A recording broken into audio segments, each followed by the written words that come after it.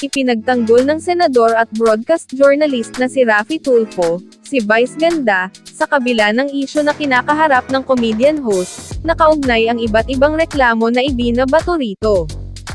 Matalik na kaibigan po namin ng aking misis, si Vice Ganda. Kasi si Vice, matagal na naming kaibigan yan. More than 10 years na, ani Tulfo.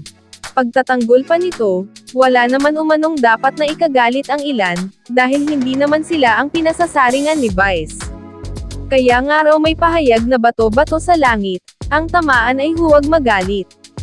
May mga ahensya tayo, na sila dapat ang aaksyon at naway wala nang makikialam pang iba. Maraming kumastigo sa MTRCB at inakusahan pa ang chairperson ng ahensya na si Lala Soto, ng pagiging unfair, dahil daw anak nga ito ni former Senador Tito Soto, na isa sa hosts ng It's sa TV5, na kalaban ng It's Showtime. Ayon pa sa Chief Executive Officer ng CCM, na si Bishop Vincent Vicencio, we also take this time, to laud the decision of MTRCB Chairperson Lala Soto, who acted wisely, bravely, and independently in respect to the ASEAD, the deliberations of the MTRCB Board, and issuance of the said resolution.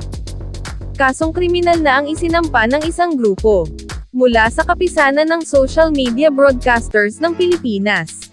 Ilang miyembro ng grupo, sa pangunguna ni Attorney Leo Olarte, ang nagtungo sa Quezon City Prosecutor's Office nitong Lunes, September 11, para formal na magsampa ng reklamo laban sa dalawang host ng It's Showtime. Kamakailan lamang ay nagpahatid ng suporta ang naturang organisasyon sa MTRCB, kasabay ng pakikipag-meeting nila kay Chairperson Lala Soto. Handa raw silang makipagtulungan sa ahensya, upang mapigilan at maiwasan ang mga immoral content sa noontime show sa TV.